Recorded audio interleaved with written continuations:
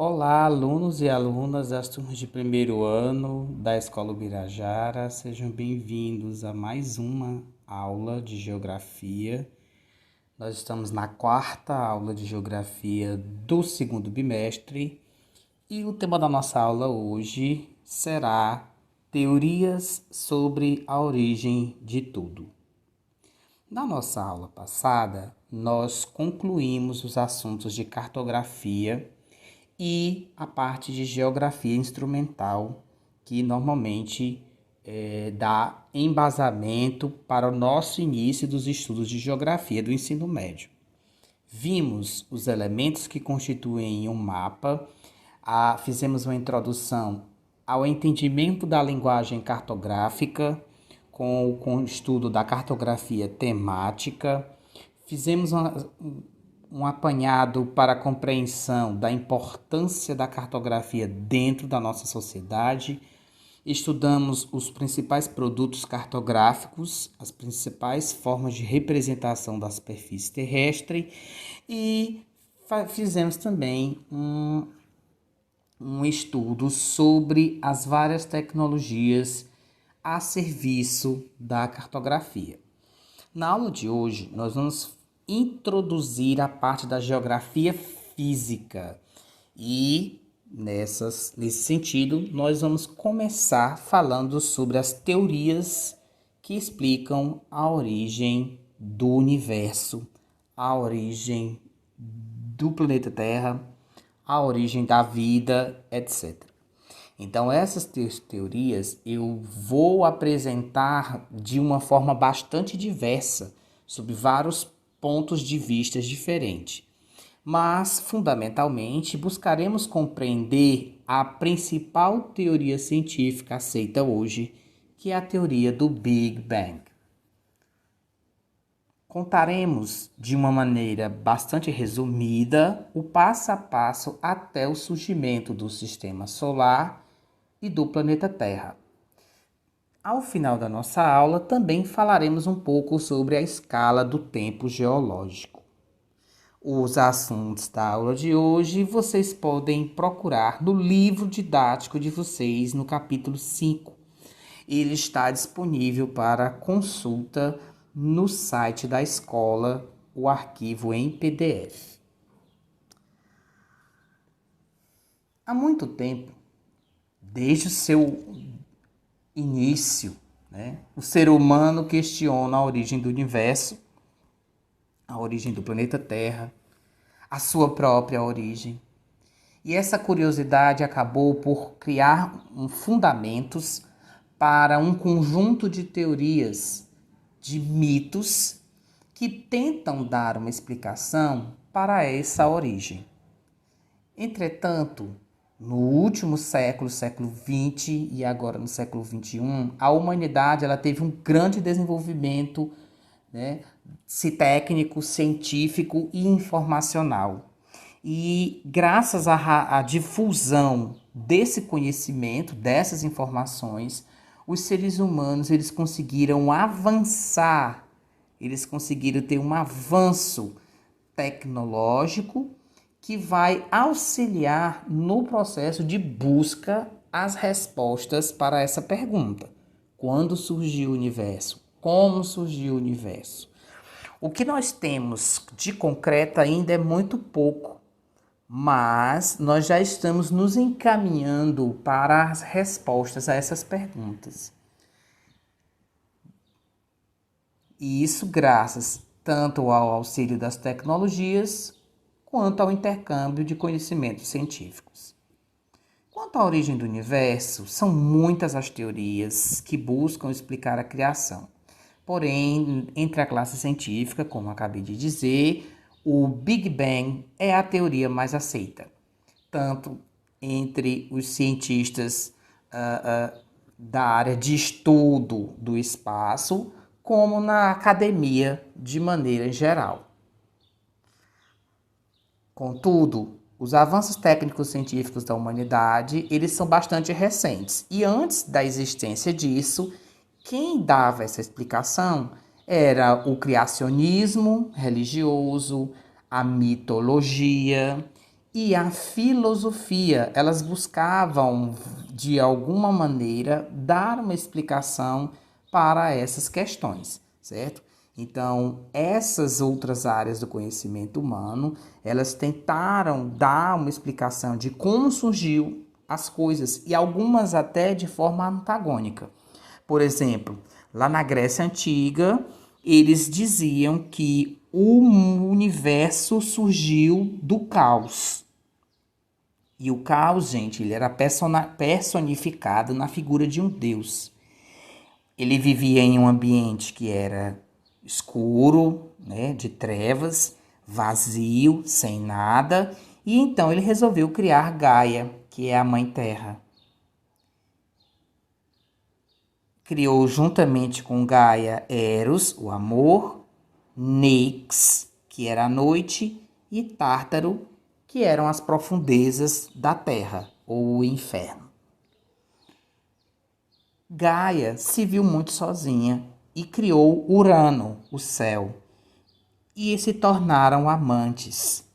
E tiveram desse relacionamento 18 filhos. Esses filhos eram chamados os titãs, acredito que você já deve ter escutado falar, os ciclopes e os hecatônquiros. Contudo, Urano não queria perder o seu poder para os filhos. E aí o que ele fez? Ele obrigou que esses filhos permanecessem dentro da barriga de sua mãe, Gaia. E aí Gaia não gostou dessa história, né? Ela sentia muitas dores porque os filhos cresciam dentro do ventre dela. E aí ela criou de forma escondida o seu filho Cronos, extraindo de seu ventre, mas escondido de seu pai Urano. Isso gerou uma guerra. Urano, né, lutou contra o seu pai, derrotou seu pai, né? E do sangramento de Urano nasceu o rancor, nasceu várias coisas ruins no universo, certo? E o Cronos, quando ele se tornou, digamos, o Deus, o Senhor, o governante, ele começou a agir da mesma maneira que seu pai. E aí ele prendeu seus filhos dentro do ventre, né, da mãe. E aí começou aí a guerra épica entre os deuses. Isso só para ilustrar um pouquinho com vocês como é mais ou menos essa que surge sim as mitologias. Na mitologia chinesa, por exemplo, eles tinham o universo como se fosse um ovo, certo? O céu era como uma tigela côncava, a superfície da Terra era como se fosse uma casca interna do ovo. O planeta Terra em si era como se fosse uma gema. Ele ficava boiando no mar, no oceano primitivo, que era como se fosse a clara, tá bom? E havia no centro desse ovo um gigante chamado Panku. E esse gigante, durante 18 mil anos, ele cresceu tanto, gente, que rompeu a casca do ovo, fazendo com que o céu se distanciasse da terra e o gigante morreu. Da cabeça do gigante surgiu uma grande montanha que é sagrada para os chineses. Um olho do gigante virou o sol, o outro virou a lua. E os cabelos do gigante viraram as árvores. Desculpa, apesar de parecer assim algo tão absurdo, gente, nós temos que ter respeito pelas crenças que são diferentes das nossas, tá certo? Já na mitologia egípcia, a gente tem um princípio, existia um grande oceano primitivo chamado de Num. E de lá, desse oceano, surgiu Atum, que era o ar, o Deus supremo, certo? Ele fez o ar, Deus Shu, a chuva, o Deus Tifnut, e também ele fez da junção desses dois, né? Eles se casaram, o ar e a chuva se casaram, e formou-se aí Greb, que era a terra, e Nut, que era o céu. E aí depois se juntam a terra e o céu e vai formando os deuses do Egito Antigo, né? Deus Aíris, Órion e outros mais, que são frutos aí da ligação dos deuses. Então perceba que há essa história, nessas mitologias, um deus que cria outros deuses e assim vai. Entre os sumérios, se dizia que houve inicialmente a separação entre o céu e a terra, e nisso causou, dessa separação entre céu e terra, surgiu um filho, né? Enlil, que se tornou rei. E aí o Enlil, ele se tornou o rei do mundo e ele engravidou a própria irmã. E isso causou, né, uma grande revolta nos céus, e aí eles foram expulsos para o submundo, para o inferno, né? Mas eles pegaram a criança, né, antes mesmo da criança nascer. E aí começa aí uma luta do Enlil e a esposa, né, e a irmã esposa, né, para buscar tentar recuperar a filha, que era, digamos, escrava dos deuses, né? Essa história vocês encontram nas crônicas de Gilgamesh, que é bastante conhecida. Então veja que para cada uma das civilizações nós temos uma história diferente, com embasamento, que buscam dar um embasamento. Uma coisa acontece em comum em todas elas, que a Terra é o centro do universo, certo? Elas são todas geocentristas. Durante o desenvolvimento da humanidade, a filosofia ela começa a dar outras visões diferentes. Por exemplo, eles começam a falar sobre o heliocentrismo, que o Sol seria o centro do universo e não o planeta Terra, certo? E aí vão criando várias correntes filosóficas para tentar explicar. Hoje a filosofia ela trabalha muito no sentido da cosmologia, que seria o estudo do cosmo. E a partir do estudo dos astros, do cosmo, eles tentam explicar que o universo surgiu de leis naturais imutáveis, cujo movimento dos astros, né, do universo, procura criar uma harmonia elementar, certo? Então é mais ou menos isso. E aí tem umas correntes filosóficas que falam de um ser supremo, né? Eles não falam em Deus, eles falam em um ser supremo que atua nessa busca da harmonia, certo? E outros não, fala em leis naturais, né? Leis naturais do universo imutáveis, tá bom? Então, assim, só para tentar ilustrar para vocês quantas teorias diferentes existem. Eu citei algumas, coloquei inclusive os links que vocês podem consultar depois para se aprofundar, né, sobre cada uma delas. Independente do que cada uma diz, a gente deve respeitar a opinião de quem acredita, tá certo? Mesmo entre os cientistas, nós temos várias correntes de pensamento diferentes sobre a teorias que buscam explicar a origem do universo. Nós temos, por exemplo, a teoria da gravidade quântica em loop.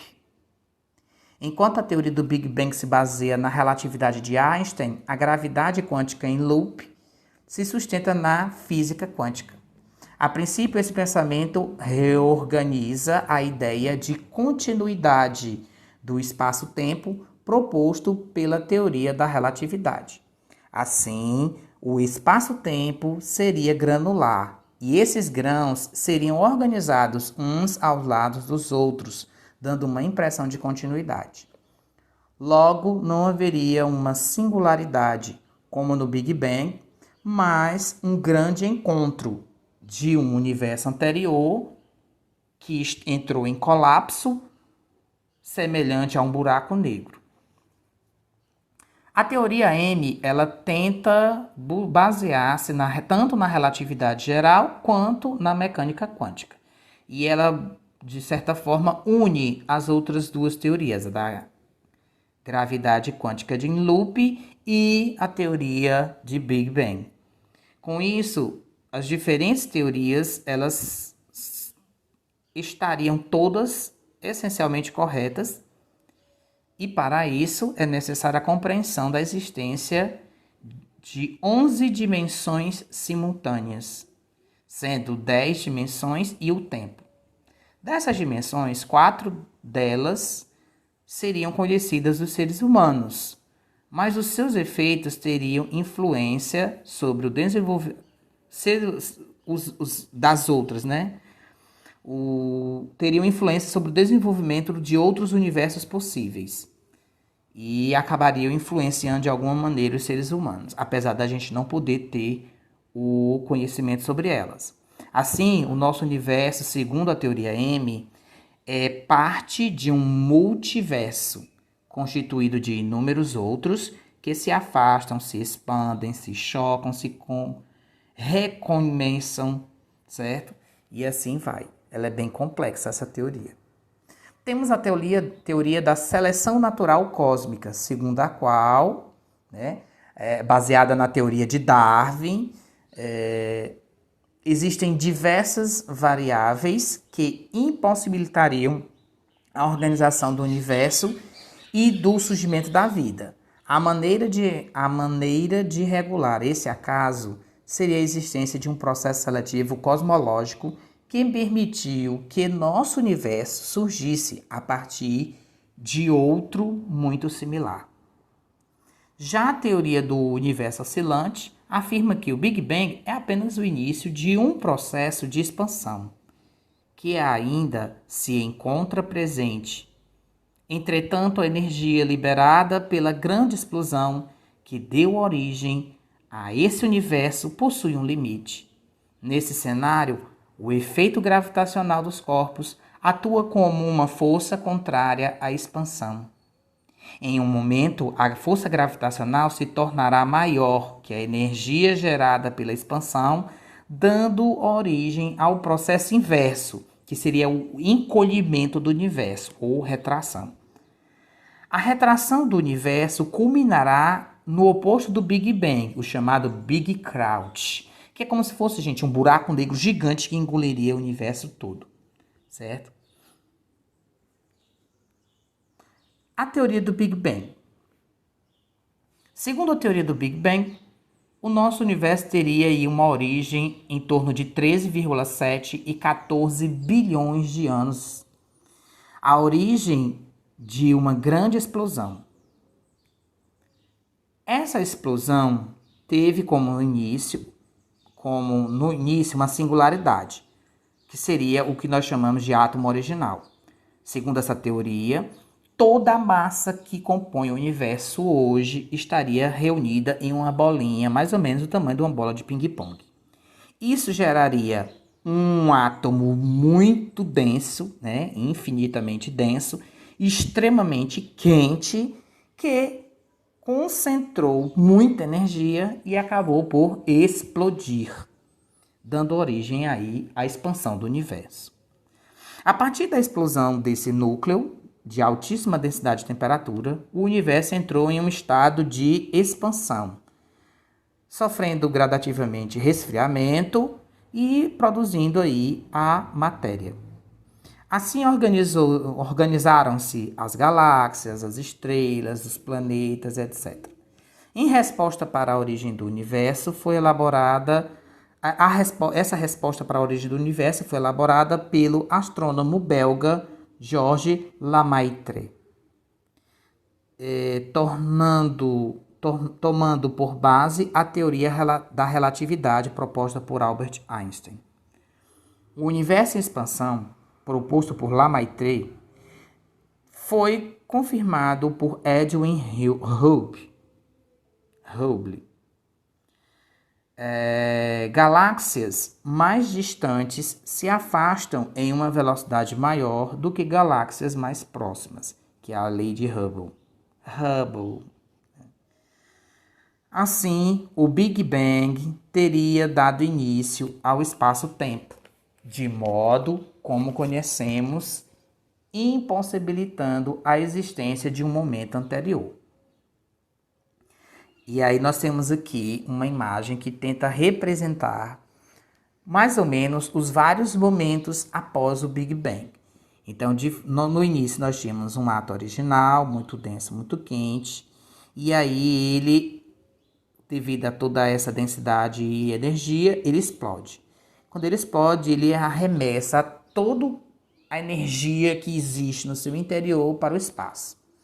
Essa energia, ela vai se formar o que nós chamamos de partículas cósmicas. Essas partículas cósmicas, elas começam a reagir entre si e vão produzir os primeiros elementos químicos, né? No caso, o hidrogênio.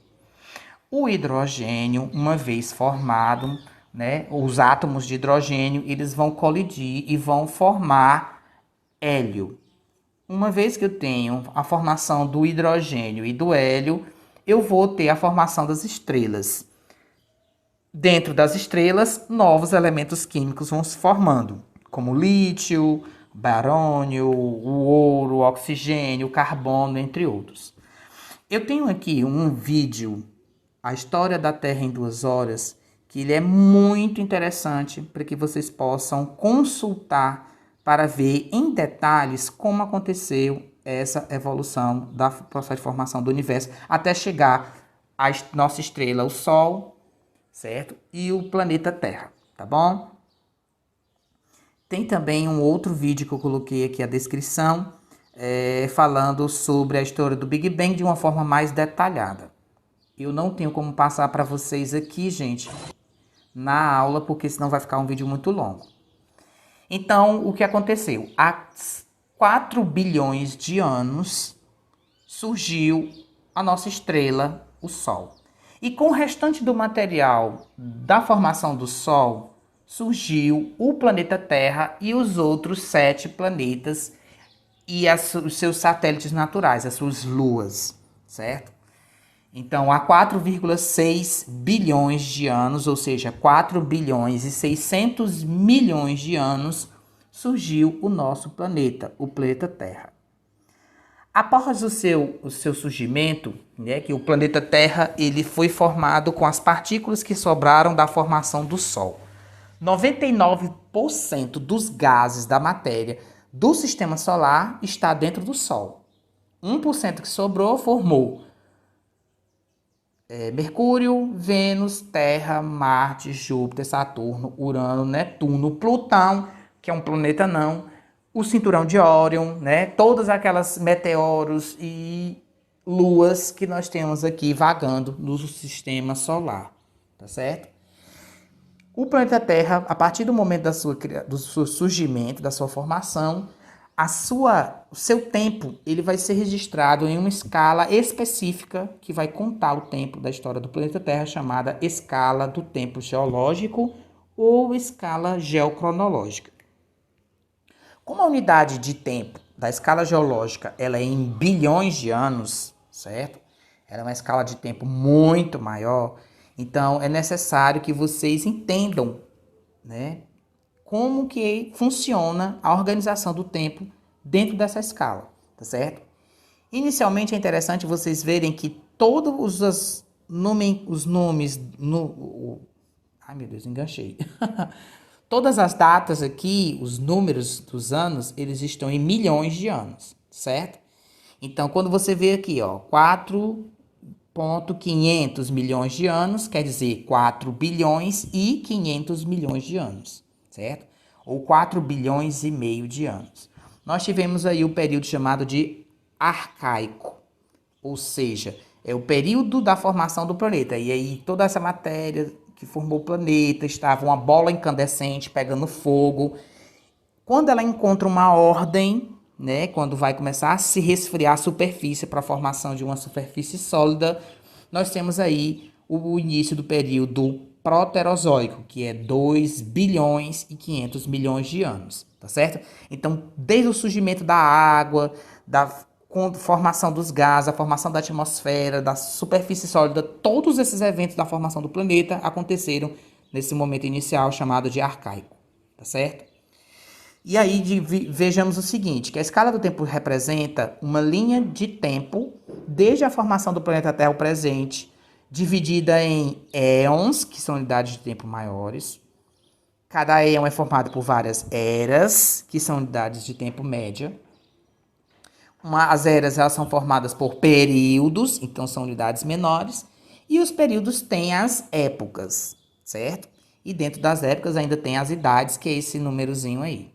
O que vai marcar o início ou o fim de cada uma dessas eras, períodos e épocas, gente? São eventos importantes para a história do planeta, como, por exemplo, o surgimento da água, o surgimento da vida, o surgimento de cadeias de montanha, a primeira, a última glaciação, o surgimento e extinção dos anfíbios, né, grandes anfíbios terrestres, ou dos répteis, no caso aí os dinossauros, e assim vai. Então, todos esses eventos, como as reservas, origem das reservas de carvão, né, a formação das florestas lenhosas, tudo isso vai registrar aqui o início e o fim de um desses períodos, eras, épocas, éons, que formam a escala do tempo geológica. Não existe como nós no nosso calendário, né? Uma semana é formada de 7 dias. Um mês tem 30, 31 dias. Um ano tem 12 meses. Então nós temos uma lógica no nosso calendário.